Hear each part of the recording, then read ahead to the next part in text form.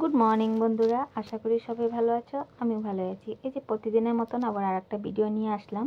যেহেতু আজকে সকালে সমস্ত কাজবাজ হয়ে গেছে, আমারও স্নানও হয়ে গেছে, পূজাও দেওয়া হয়ে গেছে।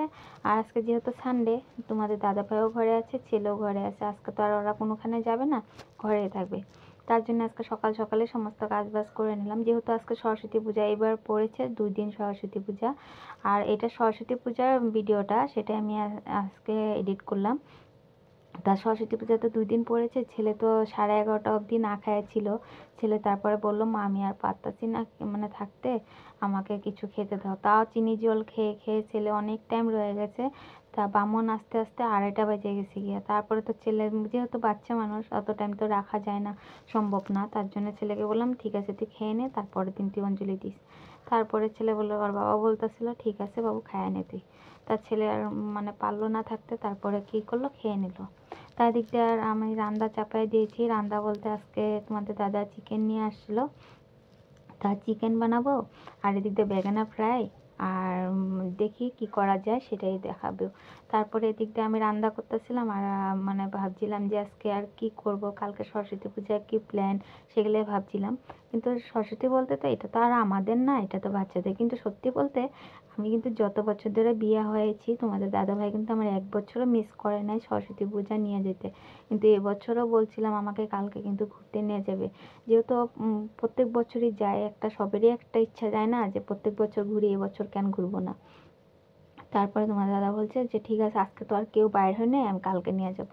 তা আবার কালকে তোমাদের দাদার আবার ডিউটিও আছে। দেখা যাক কতখানি মানে কি হয় না হয়, সেটা গেলে অবশ্যই শেয়ার করব আপনাদের কাছে। তাই এদিক দিয়ে রান্না বলতে এই যে আলুটা তো ভেজে নিয়েছি মাংসর, আর এদিক দিয়ে মাংসটা এখন এক্সট্রা করে ভেজে নিলাম। যেহেতু এরকম করে মাংসটা যদি এক্সট্রা করে ভেজে নেওয়া যায়, খেতে কিন্তু অসাধারণ লাগে। আর খেতে কিন্তু পুরো লোকাল মুরগির মতন লাগে। আপনারাও একবার এরকম ট্রাই করবেন, অবশ্যই দেখবেন কেমন লাগে খেয়ে। আর কমেন্টে আমাকে জানাবেন খেয়ে কেমন লাগে। তো এদিক দিয়ে আমার আলুটা ভাজা হয়ে গেছে, মাংসটাও একেবারে মশলা টশলা দিয়ে কষায় নিয়েছি। তা বললাম যে না, ওদের কাছেও যাই, একটু দেখে আসি কী করছে। তার দিক দিয়ে ছেলে মানে গেম বলতেছিল। আর এই যে ভাইস্তাগুলো সবাই একসাথে বসে সবাই একসাথে বসে গেম খেলতেছিল। তো ওরা খেলতে থাকুক। তাই দিক দিয়ে আমি ভাবছি মাথায় আজকে শ্যাম্পু করেছি, কালকে যেহেতু আবার সকাল সকাল এত সকালে শ্যাম্পু করা হবে না, তার জন্য ভাবছি না আজকে শ্যাম্পুটা করে নিই। যেহেতু আবার কালকেও তো মাথা ভিজিয়ে স্নান করতে হবে, তাও আজকে শ্যাম্পুটা করে নিলাম। তা রান্না বলতে কি কি করলাম রান্না, সেটাই আমি আপনাদের কাছে শেয়ার করতেছি, ঠিক আছে। এই যে চিকেন, লাল লাল চিকেনের ঝোল। আর ওই যে মসুর ডাল করেছি ধনেপাতা টমেটো দিয়ে। আর স্যালাড কেটে নিয়েছি। আর বেগুনা মানে তোমার কেটে রেখে দিয়েছি, তোমার ওইটা পকোড়া বানাবো। আর স্যালাডের মধ্যে গাজর, শসা, বিট সব ছিল।